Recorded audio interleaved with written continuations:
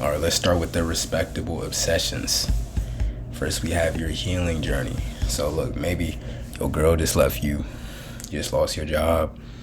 It's fine to take some time and heal from that, but don't let the healing turn into a monk mode or isolation where you just close yourself off, because the isolation can get addicting.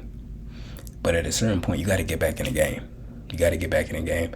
Time doesn't stop, and you can't get so caught up in healing that you don't make any progress. Because to be honest with you, some skeletons you need to leave in the closet. Like, you don't have to turn every corner and see everything that's going on in your mental. Some stuff you just have to trust that your subconscious will figure it out. Being real. All right, the next respectable obsession is the self-improvement cycle. I'm not going to spend a lot of time on this one. This could be different things, right? Working out, learning a new language, doing something like that. And it is obsession. Like, there's times where it feels good because it allows you to have a little bit of control over your life, right? Having that routine, having that thing that you're doing where you're learning a skill or you're improving your physique. It allows you to have some type of control and impose your will onto your own life and onto the world. So it's a respectable obsession. Like, there's nothing wrong with being obsessed with that, in my view. Just understand it can go too far. All right, but sometimes being obsessed to working out, like, there's been times where that saved me. It wasn't even about me going to the gym, but like maybe just in hard times, I would, when the lights weren't working in my crib and I didn't have a job at the time, so I had to, do odd jobs and stuff like that. I used to literally do 800 push-ups a day. I was addicted to doing push-ups, but by having a strong body, it helped me have a strong mental. So this is a completely respectable obsession, especially for Gen Z, who sometimes feels like they don't have any control on what's going on in the world. So the next obsession that's respectable is the motivational content consumption. This one is real big these days, right? Watching David Goggins, stuff like that. And there's a place for it. Because this is the thing, you're going to watch stuff anyway. So you might as well program yourself with stuff that can kind of push you forward. Like, when I got to wake up early in the morning, when I used to work this job that I didn't really want to work and I had to go to school, I would just watch like this motivational video every day. I don't even remember what it was, but like some rise and grind type stuff. But it just gave me that push, that circular loop pattern I needed to just get out of bed every day. All right, bet, I gotta get up. I gotta do this boring stuff that I don't want to do, but that I know I have to do. So look, you're gonna get programmed anyway. You might as well program yourself with something motivational. But it is an obsession. You don't want to just get stuck in this loop of I am a worker bee, I am a worker slave. That's not the point of life. You know what I'm saying? That's not the point of life at all. It's not to grind till infinity, but sometimes you gotta grind. It is what it is. Next tier, noise loop. Can't ever have silence. Noise addiction. So addicted to music. You can't work out without music. You can't work without music. You can't do anything without NBA, without music playing in your ears. Now this is the thing. I've been there, I'm still there. What you're trying to do is drown out the inner voice in your head that's trying to talk to you. It's trying to tell you something. And you won't even, sometimes the reason why you have brain fog and the reason why you're not coming up with any good ideas is because you're bombarding yourself with music. And it's not the highest form of addiction. It's not as bad as some of the other things that we're going to get to on this list. But it is, you do got to watch it a little bit, because if you're constantly consuming music all the time, you don't take a tolerance break from music, it's altering your thoughts, and there's certain organic thoughts that aren't going to get to you. Same thing with short form content. I get it, you know what I'm saying? You finna go to bed, you just open up Instagram, check some DMs, next thing you know, you just on the reels, cranking it away. And this is just something to soothe your mind. It soothes you. It makes you, forget about your problems a little bit. But this type of noise is only hiding what you actually need to confront. The final one is the parasocial relationships. So these are just, instead of making relationships with people in real life, you're just thinking that you actually know these people on the screen. Now, again, this isn't as bad as the other stuff on the list. To a certain degree, you do know this aspect of this person. You do know this persona. But don't let this be a replacement for real relationships in your life. Right? Everybody lives more online these days. People meet, everything is meeting online is going up. But you still want to have relationships based in real life. Everything you do shouldn't be online, or else you have to constantly be in front of a screen. Sometimes you don't want to be in front of a screen. Sometimes you need to go outside, get some vitamin D. All right, the next addiction tier list, emotional fixes. So these ones, you're addicted to the emotions. Situationships. The best part of a relationship is the breakup. That's the best part.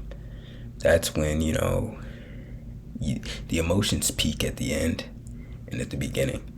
And situationships, they allow you to get to the end and the beginning extremely fast. You start a relationship, and also part of it is that's so addicting about it is that you're just having fun, because you know it's not going to go anywhere. Like, you're not finna wife her. She knows that she's not finna make you her husband. So it's just pure fun. There's no need to plan anything out long term. There's no need to take it seriously. And that allows for there to be the most leisure in a relationship. And it's extremely addicting. Right? Because another thing too is you're constantly getting the validation of someone liking you. It's a constant validation. So, maybe if you didn't get that type of attention and validation in other parts of your life, you can at least get it there. And the thing is, right, like I spoke about this in other videos, but even when other stuff is going wrong in your life, if you at least have that, it can validate your ego as well. All right, next we have victimhood. This is another emotional loop that is extremely addictive. Just believing that, woe is me, I'm a victim. And understand this too, right? And this is a quote somebody told me. And this doesn't apply to all instances, obviously. But sometimes in life, you're not a victim, you're being a volunteer. Like certain situations in life where you're in a messed up situation, you're putting yourself in there. Like sometimes I would find myself constantly in bad situations, and I realized that I was addicted to the pain of the situation and addicted to struggling. And it wasn't for me, I wasn't addicted to being a victim, but maybe I was addicted to the struggle. And you have to disassociate from that. You can't let yourself be addicted to being a victim, because if you see yourself as a victim, you're going to naturally just accept that role. Everything's a role, so don't accept that role. All right, next we have the physical pacifiers. These are things that it's touching you. So we have instant relief. I put food here, but I could have put vapes, stuff like that too, right? All these things, instant dopamine, instant relief. And it's real. You feel it. It's a biological, it's chemical. And that's why they can be so powerful. Like me personally, I know I cannot buy sweets. If I buy sweets, I'm going to eat them all in a short period of time. If I buy 10 cookies from Safeway, I'm finna eat all of them in 2 days. So I don't even put myself in those situations. Same thing maybe with vapes and stuff like that. If you know you can't control yourself, don't even engage in them. Just don't. Next one we have is fantasy romance. I'm not finna get into this one. You see the hub is on there, so and this addiction is easy to fall into, especially if you're not getting it in real life. If you're not getting it in real life, or you're dealing with a lot of stress, which a lot of these, this stuff at the top, you're dealing with too much stress and you're not handling it well at all, especially the red ones right here. That's why you need the instant dopamine. That's why you need a fantasy romance. You can't live in reality and you're trying to get attached to something that isn't real at all. And these ones can be extremely destructive just because of how addicting they are.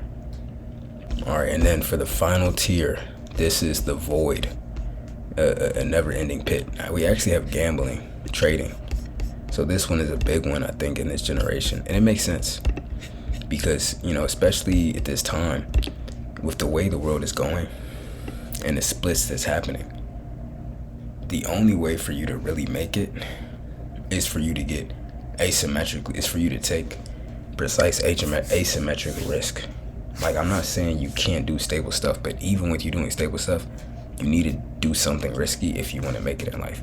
That's just the cards that are being dealt, especially with AI and all this other stuff. I'm not even finna get into all that, but just know, and Gen Z, we know this instinctively, and even in different generations, it's common sense, right? And I'm sure this is only gonna get more in the future, that you need to be taking asymmetric risk, and that's why it can be somewhat addicting, because you see the chance, you see the potential for freedom. If you maybe make this crypto trade and you make a 100x, but again, you can't get addicted to it because you're trying so hard to make this set amount of money, and then you'll be free. But if you're not actually following a certain plan, following a certain path, you're just dumping money into a void. Next, we have nostalgia. Nostalgia is very dangerous because it's a void. You're just looking back. You're looking back into the abyss. You're looking back at what was instead of moving forward. And there's nothing wrong with, engaging in some of these from time to time. Like, I might watch an old show I used to watch, right? A couple episodes just to remember what it was to be a kid. But eventually you got to put it down and you got to move forward. Always keep and always have that inner joy in life. I'm not saying that at all. But don't get so caught up in looking in the past that you don't take advantage and enjoy the present. All right, next we have virtual reality. I mean, this one it's minor right now, but I'm gonna put it in the void because as stuff becomes even more virtual, this one is just gonna skyrocket. You already see people having like AI boyfriends and AI girlfriends. Like, that's crazy. That you have a void that it's just gonna wrap around your brain and crush you if you're into that type of stuff. But yeah, that's pretty much the addiction tier list. Went through a lot of different things that I feel like it's easy to get addicted to in this day and time. So definitely drop down a comment what you thought, whether you agreed, disagreed. I like to read every single comment. Appreciate y'all.